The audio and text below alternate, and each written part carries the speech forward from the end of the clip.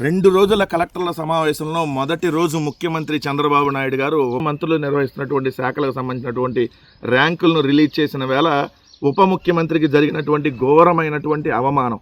ఎందుకంటే ఉప ముఖ్యమంత్రి పవన్ కళ్యాణ్ అతను చేతగాని దద్దమ్మలాగో మీ దృష్టిలో ఆయన బాన్ బొప్పాయి గడిన కదా సార్ పైకి ఆయన లత్కూరు గడ్లా కనిపించినా కూడా లోపల ఇంటెలిజెంట్ సార్, లోపల ఇంటెలిజెంట్ పనికి రానటువంటి వాళ్ళలాగో కనీసం తన శాఖను తాను నిర్వహించలేనటువంటి అసమర్థుడుగానో ఓపెన్ గానే ముఖ్యమంత్రి అతనికి లాస్ట్ ర్యాంక్ ఇచ్చాడు. 28 శాఖలకు సంబంధించినటువంటి ర్యాంకులలో 28వ ర్యాంకు అటవీ శాఖకి సంబంధించి ఇవ్వటము అంటే ఆయనకేం తెలియదురా?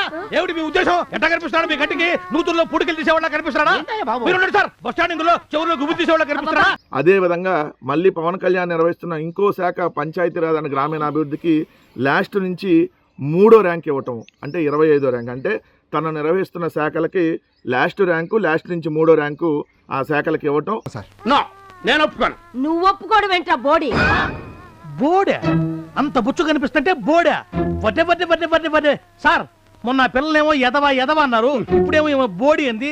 ఇది ఘోరమైనటువంటి అవమానంగా ఓ పక్క జనసేన వాళ్ళు కూడా ఈరోజు సోషల్ మీడియాలో స్పందించడం, ఓ పక్క పుండు మీద కారం చల్లినట్టుగా పక్కన విజయ్ అంశము, విజయ్ వర్సెస్ పవన్ కళ్యాణ్ అంశం నడుస్తున్నటువంటి సందర్భంలో ఇంకా కారం ఇంకా గట్టిగా చల్లి చంద్రబాబు నాయుడు గారు పవన్ కళ్యాణ్ ఎంత అసమర్థుడో, తాను ఉప ముఖ్యమంత్రిగా 2 సంవత్సరాల్లో ఎంత అసమర్థతగా పరిపాలించాడు అనేది ఆయనే చెప్పటం. ఇట్లా కనుక ఊరుకుంటే రేపు పొద్దున చిన్నపిల్లలు కూడా ఏదో వచ్చాడు అని ఉన్నారు చూస్తుంటే అనరా మీరు మాత్రం ఎందుకు ఊరుకోవడం?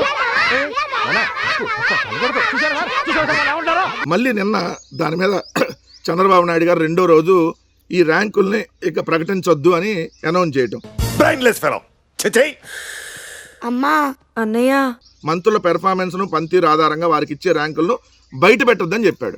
మొదటి రోజేమో బయట పెట్టింది ఆయనే, 2వ రోజేమో ఇంత రాగానే ఇంకా బయట పెట్టొద్దని చెప్పాడు. ఆపాను కదండి. ఎప్పుడు ఆయన సరిగ్గా ఆపే టైంకి అగరత్తులు వెలిగించినట్టు వీడు అమ్మ అంటావు, నువ్వేమో అన్నయ్య అంటావు. ఆయనేమో రెడ్ క్లాస్ చూసిన అమ్మతో రెచ్చిపోవటం. మీరు మధ్యలో ఎంటర్ అయ్యేది కంట్రోల్ చేయడానికో రెచ్చగొట్టడానికో తెలుసుకోలేనంత ఎంతవరకు